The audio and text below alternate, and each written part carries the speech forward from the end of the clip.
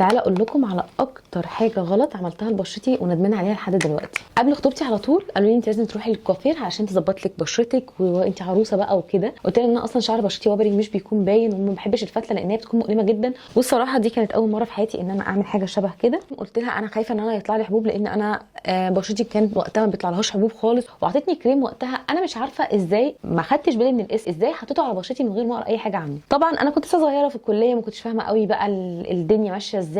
ومهم الكريم ده طلع كورتيزون وانا استخدمته زي البلهاء الحمد لله وحطيته على بشرتي قبل الخطوبه على طول بيومين. بشرتي حرفيا اتبدرت كلها حبوب. وقتها بقى ما كنتش عارفه ان انا اعمل ايه، وحرفيا جالي حاله اكتئاب كبيره جدا لان انا كنت خلاص يعني انا عارفه ان اي حاجه ممكن تتدرى في الميك اب الا ان الحبوب تكون بارزه. فرحت للدكتوره صراحه وقالت لي ان انا حصل لي حساسيه من الكورتيزون بوظ لي حاجز البشره تماما، فادى معايا ان انا اصلا بشرتي اتغيرت. كان حد بشرته ما بيطلعلهاش ولا حبايه، انا لغايه الان بعاني من المشكله دي، ودي